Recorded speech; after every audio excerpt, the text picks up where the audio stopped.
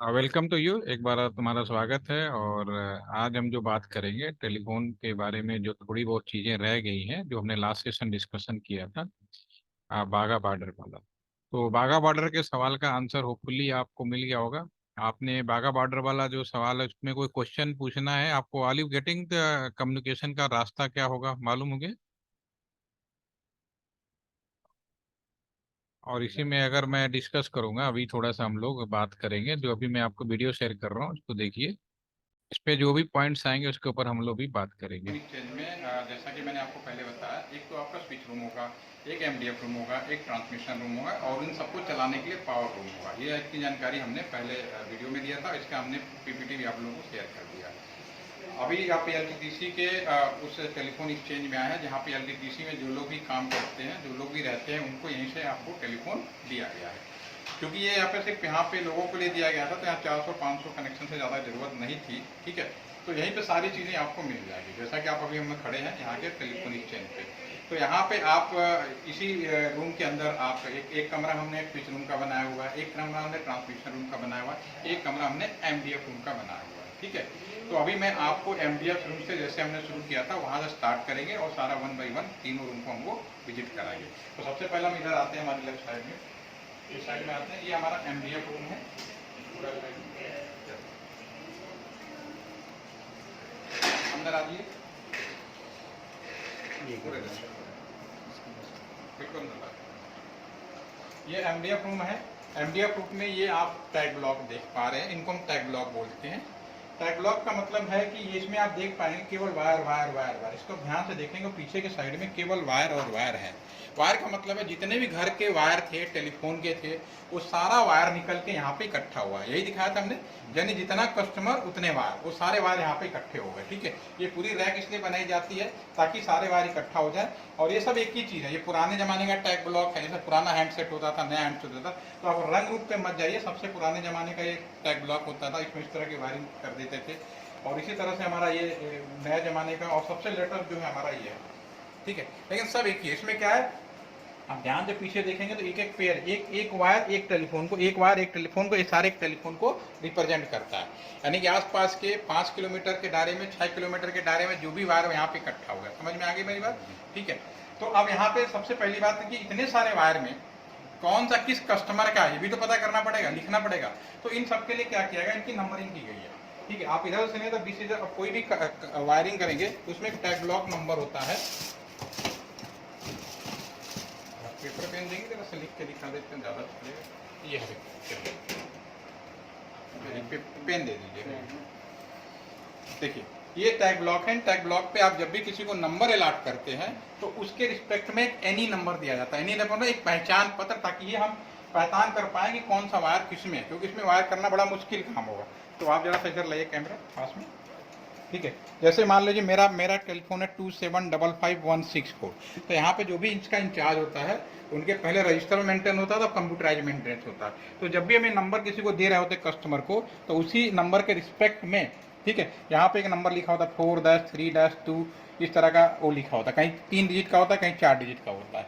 तो 4-3, इससे हम ये पता कर पाते हैं कि ये जो टेलीफोन का जो कस्टमर है उसका वायर इनमें कहाँ है, अदरवाइज पहचान करना। अब कैसे पता करेंगे, जैसे 4-3-2 वैसे लिखा है, तो 4 का मतलब है राइट हैंड साइड से शुरू करिए, 1-2-3-4, यानी ये चौथे रैक में वो वायर आएगा वो। ठीक है, उसके बाद 3 का मतलब 1-2-3, यानी इसमें आ गया, वो जो वायरिंग है इसमें आ गया। अगला 2 और 1 है। ठीक है, तो एक टैग ब्लॉक मैंने यहाँ निकाल के रखा हुआ है, इसको आप देख लीजिए। अब इसको आप ध्यान से देखेंगे तो यहाँ पे आप साइड में देखेंगे 1-2-3-4 लिखा हुआ है। तो अगला है 2 पे 1, यानी कि दूसरे वाले में पहला, इस पे भी आप नंबरिंग देखेंगे 1-2-3 का। तो इसके पीछे जो वायर है एक, वो चीज़ आप पहचान गए। तो इसलिए किसी भी कस्टमर का वायर हम आराम से पहचानते हैं। एमडीएफ में क्या होता है, आसपास जितने भी वायर होते हैं टेलीफोन लैंडलाइन के अभी तक जो चल रहे हैं 150, उन सबकी वायरिंग यहाँ पे इकट्ठा होगी। ठीक है, अब पहले क्या होता था कि यहीं पे एक स्विच रूम भी होता है, सारा वायर निकल के आ जाएगा स्विच रूम में, तो वहाँ पहले इंसान बैठा करते थे। अब मान लो किसी ने नंबर मिला, उसका नंबर यहीं से ही मिलाना चाह रहा है, लोकल से लोकल मिलाना चाह रहा है।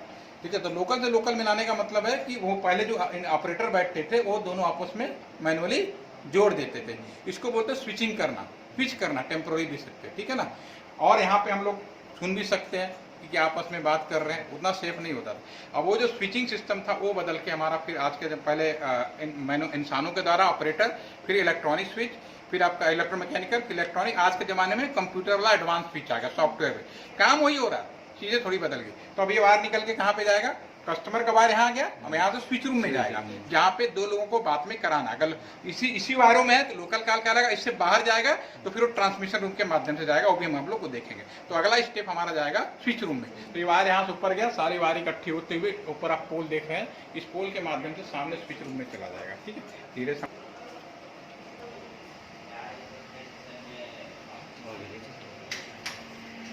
हमारा स्विच रूम में पीछे की तरफ आ जाइए तो ज़्यादा समझ में आएगा। स्विच रूम में जैसा कि मैंने आपको दिखाया था, स्विच रूम होता है, यहाँ पे जल्दी किसी को अलाउ नहीं किया जाता, क्योंकि अब चीज़ें खत्म हो रही है धीरे धीरे, तो ऑटोमेटिक नई चीज़ें हमारे पास में आ गई। आप सिक्योरिटी, तो हम लोग जब काम करते थे शुरू में, याद है इनिशियली जब हम लोग, तो nobody allow in the switch room, क्योंकि अब चूंकि चीज़ें से टेक्नोलॉजी बदल गई है, अब इनकी ज़रूरत नहीं है।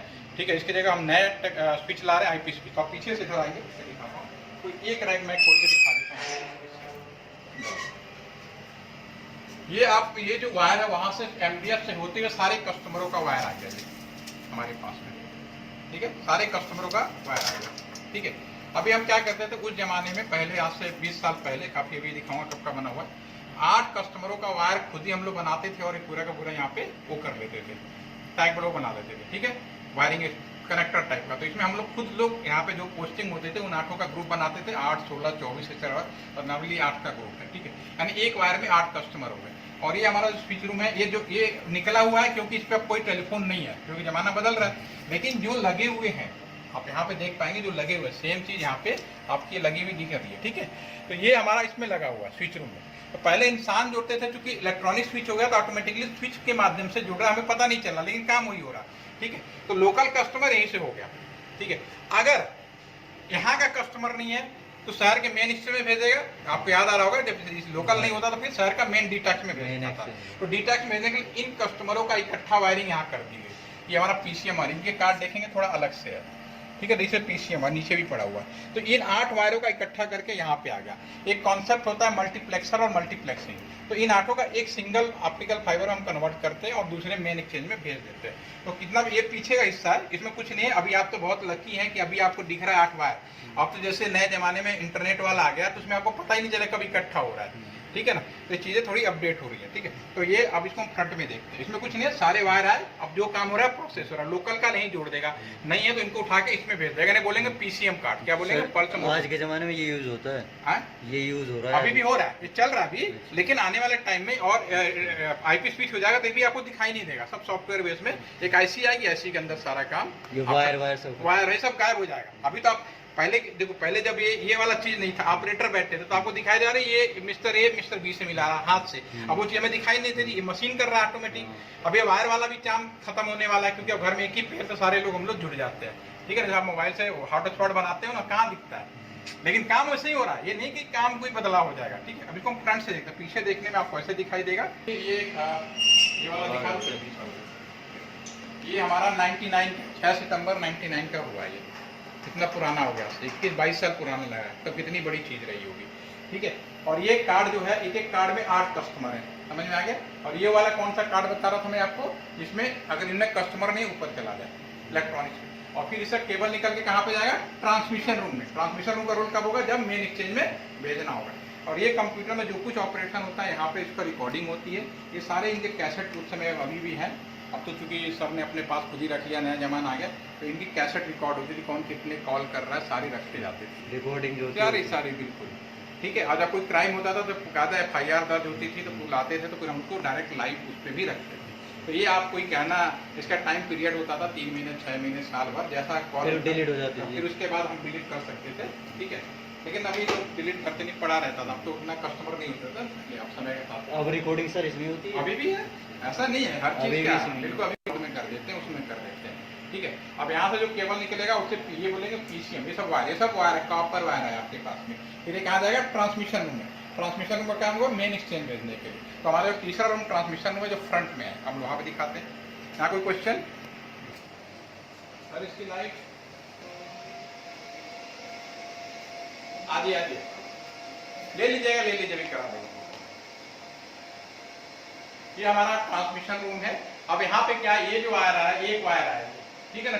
हमारा पीसीएम कॉन्सेप्ट ही होता है, पल्स कोड मॉड्यूलेशन।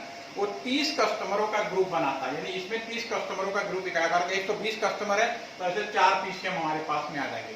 ये चूंकि जब सिस्टम लगता है तो पूरा का पूरा बड़ा सिस्टम ही लगाते हैं, तो सारा पीसीएम यहाँ इकट्ठा हो गया। अब ये फिर इसका ये वही सिस्टम है, इसमें दो चीजें होंगी, ये भी हम डिस्कस करेंगे। इसमें दो चीजें होंगी, जितने इलेक्ट्रिकल वायर इनको आपके जमाने में क्या है ऑप्टिकल फाइबर में बदलना है, ठीक। तो ये यहाँ पूरा का पूरा फाइबर में कन्वर्ट होगा। ये पूरा ये देखिए, ये क्योंकि पुराना ये हम बता चुके हैं, इसकी जगह पे नया आ गया, क्योंकि इसमें भी देखो वायर दिख रहा था सारा।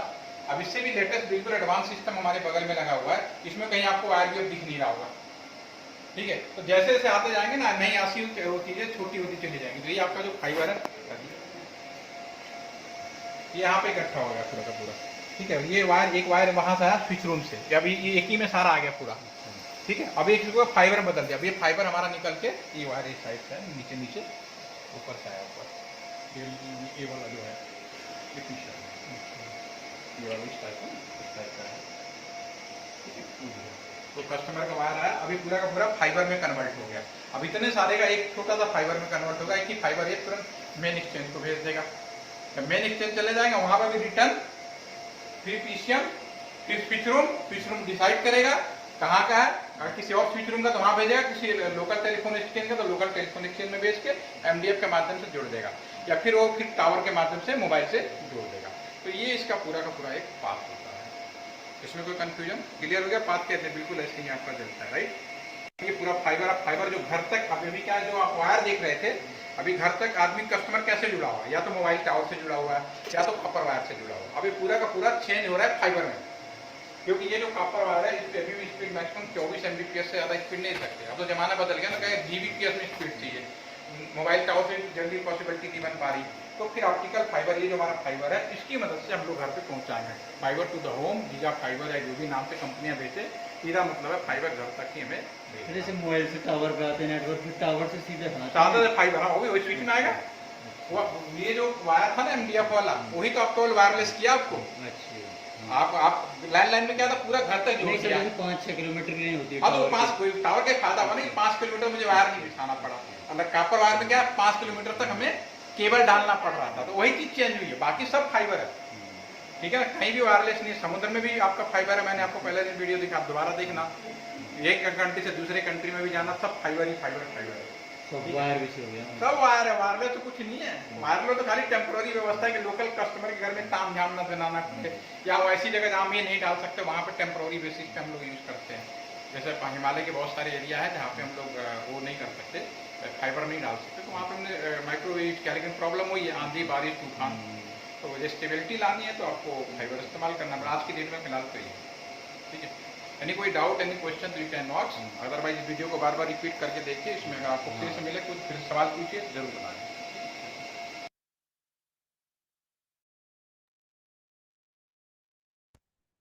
ओके, अनु इसमें वीडियो मैंने इसलिए दिखाया कि मुझे फिर लगा कि आप देखना ना चाहो, हालांकि आपको खुद देखना चाहिए था। एनीवे इस वीडियो में कुछ पॉइंट है, उसी को मुझे अभी डिस्कस करना है। तो अभी अनम्यूट हो जाए तो ज़्यादा अच्छा है। पॉसिबल है अनम्यूट होना?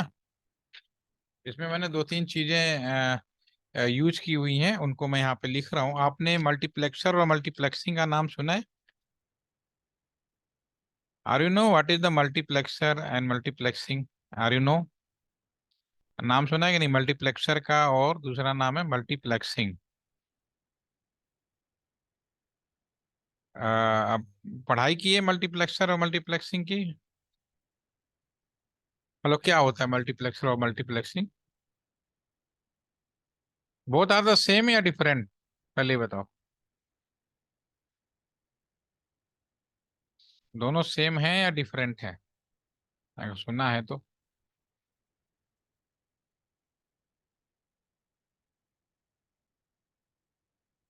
कुछ idea? Abhishek, are you there? Multiplexer और मल्टीप्लेक्सिंग, ये दो वर्ड्स हैं, बड़े ही कॉमन यूज होते हैं। तो क्या आपने इसका नाम कहीं पढ़ा भी है, सुना भी है? उन्होंने, आपने तो कहा कि सुना है।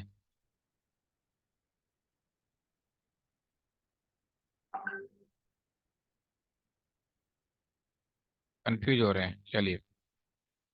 अच्छा, नो डाउट कि मल्टीप्लेक्सर हो या मल्टीप्लेक्सिंग हो, दोनों में क्या है कि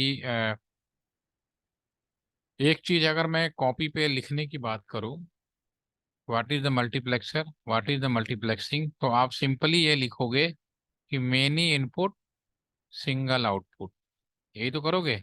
इसका उल्टा होगा many output in single input, ये तो हो गया आपका।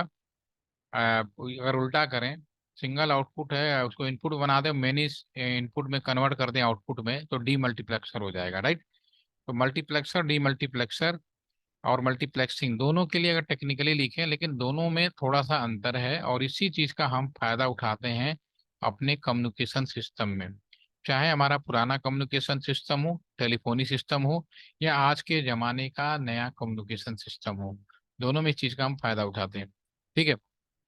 फॉर एग्जाम्पल, एक क्लासरूम है, क्लासरूम का गेट है।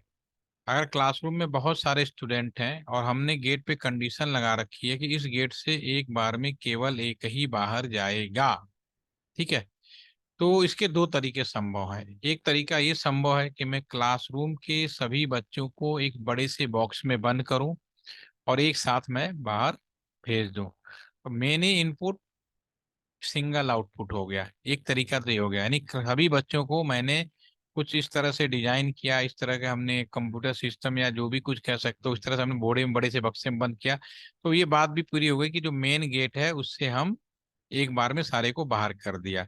ठीक है। दूसरा चीज ये है कि क्लासरूम में हम ये कह दें कि एक एक बार पहले रोल नंबर 1 जाएगा, फिर रोल नंबर 2 जाएगा, फिर रोल नंबर 3 जाएगा, एक रोल नंबर वाइज सीक्वेंस बना दें, तो ये भी वही हुआ, मैंने input single but one by one जा रहे हैं। ठीक है। उनका भेजने का तरीका रोल नंबर वाइज हो सकता है, या हम ये कह सकते हैं क्लास में जो सबसे छोटा बच्चा है सबसे पहले जाए, उससे ज्यादा उम्र वाला, ऐसे ऐसे हम बना सकते हैं। ठीक है। तो पहले वाले को हम बोलेंगे मल्टीप्लेक्सर। मल्टीप्लेक्सर जब भी आप पढ़ते हैं, तो मल्टीप्लेक्सर के अंदर आपको जो भी चीजें मिलती हैं, आपको 2x1 मिलेगा, 4x1 मिलेगा, 8x1 मिलेगा। ठीक है ना, इसे मल्टीप्लेक्सर में होगा। इसमें क्या होता है, पहले इनकोडिंग होती है, उसके बाद सिंगल आउटपुट किया जाता है, राइट, नंबर वन। दूसरा क्या होता है, डी मल्टीप्लेक्सर में उसका उल्टा कर देंगे, डी कोडिंग होगी और डी मल्टीप्लेक्स हो जाएगा। लेकिन जो हमारा आपका वो है मल्टीप्लेक्सिंग है, वो आप कभी पढ़ोगे तो मल्टीप्लेक्सिंग दो तरह का होता है। एक होता है TDM, टाइम डिवीजन मल्टीप्लेक्सिंग। दूसरा होता है FDM, फ्रीक्वेंसी डिवीजन मल्टीप्लेक्सिंग, ये आपका दूसरा वाला होता है। ठीक है। तो टाइम डिवीजन और फ्रीक्वेंसी डिवीजन, टाइम डिवीजन में क्या होता है, सबका टाइम डिफाइन कर देता है। फ्रीक्वेंसी में कलर स्कीम होता है, जो फ्रीक्वेंसी होता है बाय डिफॉल्ट कलर से मानी जाती है। ठीक है। तो अब लंबी दूरी का कम्युनिकेशन करना है, यहाँ से अमेरिका, हम कोई भी चीज, हमने तो आपने आपने अभी तक का जो सफर तय किया, हमारे जो लास्ट 2 सेशन हुए, उसमें हमने आपको ये दिखाया कि अगर कोई बाघा बॉर्डर पे है तो दूसरी कंट्री में कैसे बात करता है। तो एक आपने वेव देखा, रास्ता देखा, और समुद्र के अंदर ऑप्टिकल फाइबर गया, और उस तरह से पूरे घूमते हुए आपने सारी चीजों को देख लिया। ठीक है। तो रास्ता हो तो गया, लेकिन रास्ते में किस साधन से जाना है अभी इम्पोर्टेंट है। यहाँ से मैं यहाँ पर हूँ, मैं गाजियाबाद में, आप में से कोई बनारस हो सकता है, कोई कानपुर हो सकता है, सब अलग अलग लोकेशन पे हो सकते हैं। तो बनारस से किसी लोकेशन में जाना है, तो रास्ते तो आपके पास कई चीजें हो सकती हैं, ट्रेन हो सकता है, हवाई जहाज हो सकता है, बस हो सकता है। लेकिन अब मान लो आपने चूज किया रास्ता, रोड का। अब रोड पे आपके पास जो ऑप्शंस हैं वो आपके अलग अलग ऑप्शन पॉसिबल हैं आपके। बाय डिफॉल्ट आप बस से जा सकते हैं, कार से जा सकते हैं, तो साधन कौन सा चुनो। उसी तरह से हमारा ये जो आपका ये रोड है, इस रोड पे हम कम्युनिकेशन करेंगे, तो हमने रास्ता तो देख लिया, तो हमें किस साधन से जाना है, वो कौन सा तरीका होगा और कौन सा जिसकी वजह से लंबी दूरी कम्युनिकेशन किया जाता है। तो आप सभी ने मॉड्यूलेशन का नाम सुना है, what is the modulation. Anu, आपने मॉड्यूलेशन का नाम सुना है, modulation, are you know what is the modulation. Modulation में क्या किया जाता है कि आप अपनी वॉयस को, हमारा जो वॉयस होता है उसकी खासियत क्या होती है, हमारे वॉयस की खासियत होती है कि भगवान ने हमारा जो कान दिया है ना, उसकी खासियत क्या है कि ये 20 हर्ट्ज से लेके 20 किलो हर्ट्ज तक का ही हम साउंड सुन सकते हैं, समझ सकते हैं, 20 किलो हर्ट्ज तक का। ठीक है ना। अगर मैं इसमें कोई चीज मिला दूं, एडिशनल मिला दूं आपको, ठीक है ना, एडिशनल का मतलब कि हाई फ्रीक्वेंसी की खासियत ये होती है कि आपने बचपन में एक पढ़ा होगा V equal to f lambda. ये स्पीड, हमारी जो साउंड होती है वो लाइट के अकॉर्डिंगली होती है। लाइट जितना इस वो बढ़ेगा, फ्रीक्वेंसी बढ़ेगी, साउंड हमारा उसी तरह से स्पीड बढ़ेगा। लेकिन भगवान ने हमारा कान दिया कि अगर हमें बहुत ऊंची आवाज सुनूं तो हमें सुनाई नहीं देगा। तो इसी चीज का हम फायदा उठाते हैं। हम क्या करते हैं, अपने साउंड में बहुत ही ऊंची आवाज, वेरी हाई फ्रीक्वेंसी, जो हमें आपस में सुनाई नहीं देगा। और फिर ये लंबी दूरी का स्पीड गड़बड़, स्पीड है आपका, तेजी के साथ मूव करेगा। ये फार्मूला ये स्पीड भी इक्वल टू एफ, जो स्पीड है वो फ्रीक्वेंसी के अकॉर्डिंग हो जाता है। मैं अगेन रिपीट करता हूँ, हमारा जो साउंड होता है, यहाँ पे मैं लिखता हूँ दोबारा से, हमारा जो वॉइस है इसकी जो फ्रीक्वेंसी आपने बचपन में पढ़ा होगा 20 हर्ट्ज से लेकर 20 किलो हर्ट्ज तक, ठीक है ना। अगर मैं इसमें बहुत ऊंची आवाज मिला दूं जो हमें सुनाई नहीं देगा, जैसे बोलते हैं वेरी हाई फ्रीक्वेंसी, और ओवरऑल ये जो है मिलकर वेरी हाई फ्रीक्वेंसी ही हो जाएगा, ठीक है। तो जो स्पीड होती है वो करीब लाइट के बराबर हो जाती है, ठीक है। तो ये जो मिलाने वाला प्रक्रिया है इसको हम बोलते हैं मॉड्यूलेशन, यानी विदाउट मॉड्यूलेशन कम्युनिकेशन संभव नहीं है। और जो हम मिला रहे हैं ये तो हम बदल नहीं सकते, लेकिन जिस मिला रहे हैं इस तरह का वेरी हाई फ्रीक्वेंसी, ये एक तरह का इस साउंड को ले जाने का काम करता है, इसलिए हम इसका नाम रख देते हैं कैरियर सिग्नल, ठीक है। This is the carrier signal. तो अब दूसरे एंड पे जो हमने मिलाया इसको मैं रिमूव कर दूं, जो हमने मिलाया इसी को मैं रिमूव कर दूं, तो फिर मेरी ए साउंड बचती है, फिर हमें सुनाई देता है। तो without modulation D modulation communication is not possible. मिलाने वाली प्रक्रिया को, प्रोसेस को हम लोग मॉड्यूलेशन कहते हैं, दूसरे पे निकाल लेते हैं डी मॉड्यूलेशन। तो हमारे कम्युनिकेशन में अगर मॉड्यूलेशन की बात करें तो मॉड्यूलेशन कई तरह से पॉसिबल है, AM, FM, PM, ठीक है। इसी तरह से हमारे टेलीकॉम में जिस मॉड्यूलेशन का प्रयोग किया गया वो पल्स कोड मॉड्यूलेशन है। इसके अलावा और भी नए मॉड्यूलेशन आ गए हैं, delta modulation, discrete multitone modulation. लेकिन ये सारा का काम क्या है, सभी का काम एक ही है, डिस्क्रीट मल्टीटोन मॉड्यूलेशन अगला है DMT, ठीक है। ये सभी का सभी एक सिंपल आपका कम्युनिकेशन करेगा, राइट, ठीक है। तो विदाउट मॉड्यूल, अब जब टेली कम्युनिकेशन में जिस मॉड्यूलेशन का तकनीक प्रयोग करता है वो पल्स कोड मॉड्यूलेशन। इस पल्स कोड मॉड्यूलेशन की मदद से हम सिंगल वायर पे मूव कर सकते हैं। तो अभी हमने जो यहाँ पे डिस्कस कर रहे थे, अगर मैं वीडियो की बारे में बात करूँ, कि हमने आपको वीडियो दिखाया था, इस वीडियो में मैंने आपसे यार दोबारा से देखेंगे, यहाँ सुनेंगे, टेलीफोन को रिप्रेजेंट करता है। जब स्विच, वो जो वायरिंग है इसमें आ गया, पोस्टिंग होते थे, उन आठों का ग्रुप बनाते थे, 8, 16, 14। यहाँ पे हमने क्या किया, यहाँ पे अगर आप बात करेंगे वीडियो के बारे में तो यहाँ पे आप देखेंगे कि यहाँ पे जो कस्टमर थे 8 वायर, ठीक है। तो यहाँ ग्रुप बनाया और लोकल है तो लोकल नहीं जुड़ जा रहा था, लेकिन जब मैं यहाँ से बाहर की दुनिया में जाना होगा तो मुझे ट्रांसमिशन रूम में ले जाना होगा। तो यहाँ पे हम एक ट्रांसमिशन से, यहाँ पे हमने PCM कार्ड लगाया हुआ। PCM कार्ड का मतलब है इनका ग्रुप, एक PCM जो होता है 30 कस्टमर का ग्रुप होता है। तो 30 कस्टमर के ग्रुप को फिर वे ट्रांसमिशन के रूप से बाहर की दुनिया में भेजता है। तो इसको मैं एक PPT में दिखा देता हूँ आपको कि कैसे कम्युनिकेशन किया जाता है।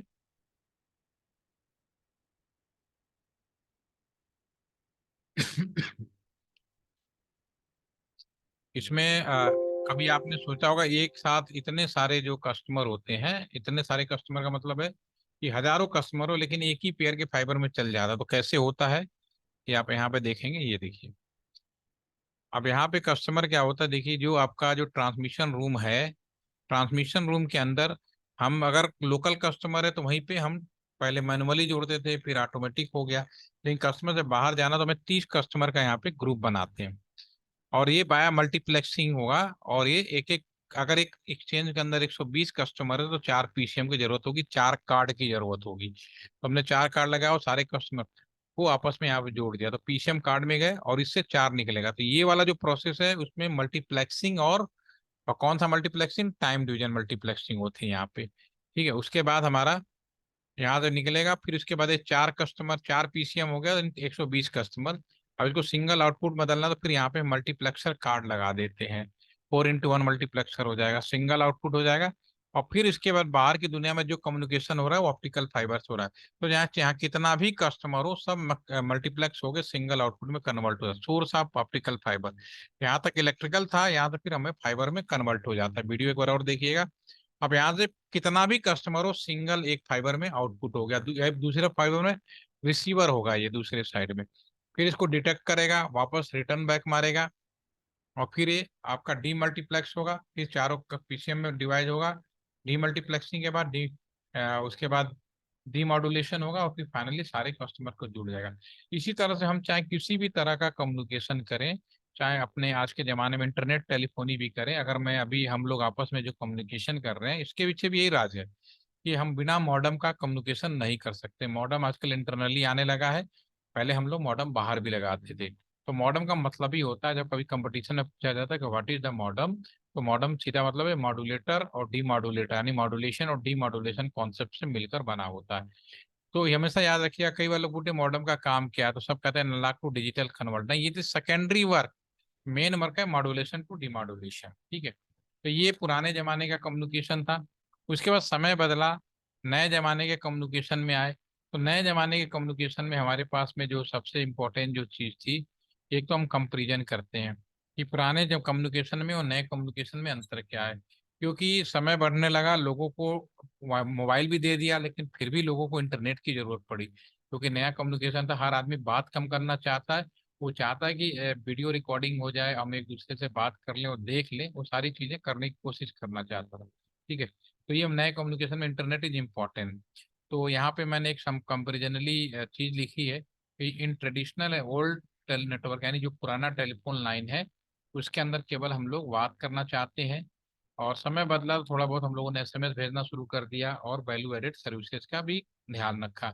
वैल्यू एडेड सर्विस मतलब फैक्स करना, या कुछ और भी हो सकता है, ये एसएमएस हो सकते हैं। एक ईएमएस सर्विस होती थी, इनहैंस मैनेजिंग सर्विस। ठीक है, आज का जो नेटवर्क है, नेटवर्क वही है, वायरिंग तो वही पड़ी है, लेकिन उस पे हमें जो डिलीवरी की बात है वो चेंज हो गया। वो डाटा कम्युनिकेशन कहलाने लगा। केवल बात ही नहीं करना है, वीडियो ऑडियो और सभी मल्टीमीडिया का फॉर्म भेजना है। ठीक है, और हमें डिवाइसें जो यूज करेंगे हम लोग, आप कस्टमर, वो या तो कंप्यूटर यूज कर सकता है, या स्मार्टफोन यूज कर सकता है, या टैबलेट यूज कर सकता है, या कोई भी नई चीजें हो सकती हैं। राइट, अगर हम कंपेयर करेंगे पुराने नेटवर्क और नए नेटवर्क में, तो हम पाएंगे कि ऑल आर सिमिलर, बस थोड़ा सा डिफरेंट है। ओल्ड या ट्रेडिशनल नेटवर्क होता है उसे हम लोग टेलीफोन लाइन कहते हैं, और नए लाइन में इसी टेलीफोन लाइन का नाम बदलकर डेटा नेटवर्क हो गया। पुराने लाइन पर अगर मैं इंटरनेट देता हूँ तो NIB 1 कहते हैं, और NIB 2 BSNL का जो पुराना ब्रॉडबैंड सेवा हो NIB 1 कहलाता है। पुराना जो 3G 4G पे जो इंटरनेट दिया गया ओल्ड वाले पे, वो सब NIB 1 थे। NIB 2 नया नेटवर्क है, नया राउटर यूज किया गया। पहले टेलीफोन नंबर होते थे, अब हमारे पास में उसी टेलीफोन नंबर, जो कि डिवाइसें जो है वो ह्यूमन का चीजें, टेलीफोन का नंबर नहीं समझ सकता, डेसिमल नहीं समझता, बाइनरी समझता है। तो आप कह सकते हो कि टेलीफोन नंबर का जो बाइनरी स्वरूप है वो IP एड्रेस कहलाता है। पहले केवल टेलीफोन इंस्ट्रूमेंट ही हुआ करते थे बात करने के लिए, अब हमारे पास कंप्यूटर है, स्मार्ट है, टैबलेट है, और भी नई डिवाइसेज आ गए, राउटर, स्विचेज। और ये जो लास्ट के दो प्रेफरेंस है, इस पे हम लोग डिस्कस करेंगे, कि भी मैं कल करूंगा। अभी फिलहाल मैं अभी आपको नए नेटवर्क के बारे में बताता हूँ। नया नेटवर्क जब बिछाया गया तो राउटर्स के प्रयोग किए गए। राउटर्स नॉर्मली घर में जो राउटर यूज होते हैं वो राउटर नहीं होते हैं, पहली बात तो ये। वो बेसिकली घर में जो चीज होता है वाईफाई होता है। तो इसका एग्जांपल मैं सिंपल लूंगा, जैसे एक टाइगर बिस्किट है। तो टाइगर बिस्किट में अगर मैं आपसे पूछूं कहीं कि आप टाइगर खा रहे हैं या बिस्किट खा रहे हो, तो ऑब्वियसली आपका उत्तर होगा कि हम बिस्किट खा रहे हैं। फिर मैं पूछूंगा टाइगर क्या है, तो नो डाउट कि आप कहोगे कंपनी का नाम है, ब्रांड नेम है। तो उसी तरह से घर में जो इस्तेमाल है, वाईफाई है, मॉडेम है, वो राउटर वाईफाई है, राउटर मॉडेम है, राउटर स्विच है। यानी राउटर एक बहुत बड़ी चीज है, और उसका कुछ क्वालिटी उस वाईफाई या उस में डाल दिया गया, इसलिए राउटर, उसको वाईफाई बोला, राउटर मॉडेम बोला। उसी तरह से हमारा जो आपका डिवाइसें जो पेन कम्युनिकेशन, राउटर का एक नाम और है मिनी सुपर कंप्यूटर। ठीक है, तो जब बड़े कम्युनिकेशन ने जो नया कम्युनिकेशन की व्यवस्था की गई, उसमें हमने राउटर्स लगाए। राउटर कौन कौन से लगाए? 3 कैटेगरी के राउटर लगाए गए। एक राउटर लगाया गया राउटर 12,000 सीरीज का। दूसरा प्रोवाइडर ये नेशनल राउटर है जो 12,000 सीरीज के यूज किए गए। तीसरा कस्टमर एज राउटर। अभी आपके स्क्रीन पे जो डायग्राम है ये रियल स्ट्रक्चर है नए कम्युनिकेशन व्यवस्था का। तो इसमें जो राउटर है ये आपका मेन राउटर लगाया गया दिल्ली में, मुंबई में, बेंगलोर, चेन्नई, और ये सब आपस में ऑप्टिकल फाइबर से जोड़ दिए गए। ठीक है, तो ये जो मैं मेश टोपोलॉजी है, अगर आप पढ़े होंगे तो इसमें क्या है कि अगर ये नेशनल लाइन है, ये कभी प्राइवेट आदमी के हाथ में नहीं दिया जाएगा। बाय डिफॉल्ट ये बीएसएनएल मैनेज कर रहा है। कई जगह पीपीपी मॉडल जरूर इम्प्लीमेंटेड है, पब्लिक प्राइवेट पार्टनरशिप, बट ये नेशनल लाइन है क्योंकि हमारी हर जिंदगी का हर एक चीज हमारा फोन से जुड़ा हुआ है। तो ऐसे हम किसी प्राइवेट आदमी के हाथ में नहीं दे सकते, तो गवर्नमेंट कंट्रोल रहेगा। इसीलिए बीएसएनएल कंपनी भी हमेशा रहेगी, इसमें कोई डाउट नहीं होना चाहिए। ठीक है, उसके बाद जो सेकंड चीज आती है, आपका वो कंपनी जो आप लोग को इंटरनेट देती है, तो राउटर यूज करेंगे, वो आपका प्रोवाइडर रेंज राउटर भी कहते हैं, या फिर हम आईएसपी राउटर कहते हैं, या फिर हम पी राउटर कहते हैं। ठीक है, दिस इज ओके। उसके बाद जो लास्ट में आया कस्टमर एज राउटर, एक कैंपस के अंदर आपके कॉलेज कैंपस में अगर आपको इंटरनेट दिया गया होगा तो कस्टमर एज, और आज भी आप जो यूज कर रहे हैं जियो फोन या कोई भी नया 4G, तो ये स्विच में जोड़ा गया और यहाँ पे टावर लगा दिया गया सपोज करो। तो पहली बार जब जियो फोन यूज किया, जियो फोन इज द फर्स्ट जिन्हें इस लाइन पर टेलीफोन देने की व्यवस्था की, तो आप यहाँ से जुड़ेंगे तो ये नई लाइन पर ही ये कम्युनिकेशन है जियो फोन का। इसमें क्या है, internet is the first preference, internet को पहला प्रेफरेंस दिया गया है, राइट। ठीक है, तो ये नया नेटवर्क है, इस पे हम थोड़ा और एक्सप्लेनेशन करेंगे कल। हम 2 बजे मिलते हैं, और थोड़ा सा माइक ठीक करके रखिए और बात करेंगे तब ज़्यादा जल्दी होगा। ज़्यादा देर नहीं लूँगा, 15-20 मिनट ही रखेंगे, ताकि आपको मेरी बात सुनने पर नींद ना आए, क्योंकि होता है ऑनलाइन में कई बार अकेले हो तो और ज़्यादा हो जाता है। ठीक है, तो कल मिलते हैं। अब इसकी रिकॉर्डिंग शेयर अभी मैं शेयर कर रहा हूँ, कोई क्वेश्चन हो तो आप पूछ सकते हो। ठीक है, इसके ऊपर हम बात करेंगे, एक नेटवर्क और एक वीडियो वीडियो जरूर देखना चाहिए था। एक असाइनमेंट और आपको शेयर करूंगा कल, पहले इस क्लास ले लेता हूँ, उसके बाद मैं वीडियो शेयर करूंगा। तो आज के लिए इतना ही रखते हैं। Thank you for joining.